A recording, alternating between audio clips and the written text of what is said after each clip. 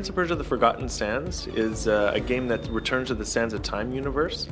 Specifically, it fits into the 7-year gap between the Sands of Time and the Warrior Within. This is an era of the prince's life where we don't know a lot of what happened to him. We know he went on several adventures, and this is one of those adventures. All of the citizens in the prince's brother's kingdom are turned into sand statues.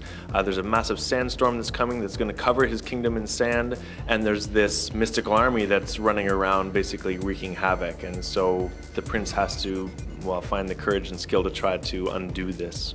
One of the cool things about the new Prince of Persia game is that our combat is really vamped up. We're able to fight up against 50 enemies at one time of various types. So this is something that's really new and exciting for the franchise. We've often had multiple enemy combat, but not quite on this scale, and it's really something to experience. And with a lot of the new powers that we have that integrate into the combat, it really creates a unique experience for Prince of Persia. Since it's the same prince from the Sands of Time, he does have his rewind power. That is one of the magical powers that he gets in the game.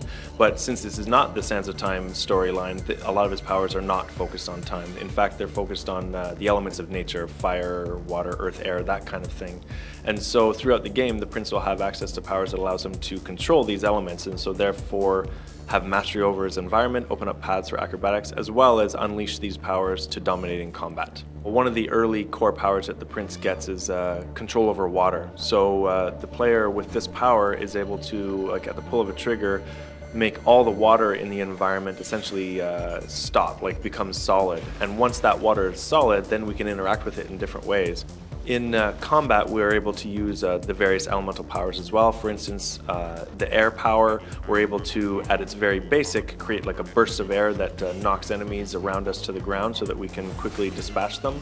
Or if we are able to upgrade that power, we can turn it into a tornado that will actually lift the enemies right off the ground, do damage to them, and send them flying away.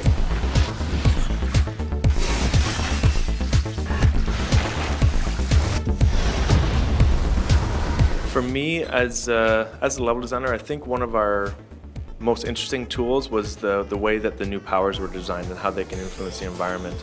In previous Prince of Persia, most of the magic powers were focused on combat, but in this one, they're intertwined with the acrobatic core system, and so we've been able to really make the acrobatics get more and more complex as the game progresses. And it's been a lot of fun for us creating some very interesting scenarios where the powers begin to mix with the acrobatics all at the same time.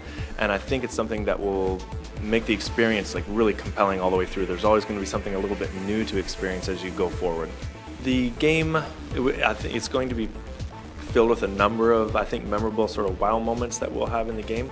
The structure of the game is very narrative, like linear, like you follow the story mostly, and so this has given us the opportunity to create very memorable moments along that narrative.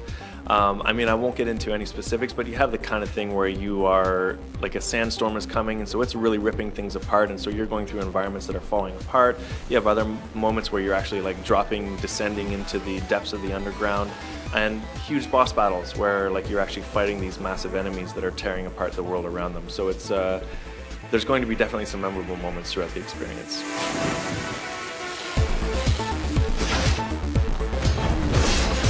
So Prince of Persia: Forgotten Sands will be coming out in May 2010 on Xbox 360, PS3, PC, Wii, DS, and PSP.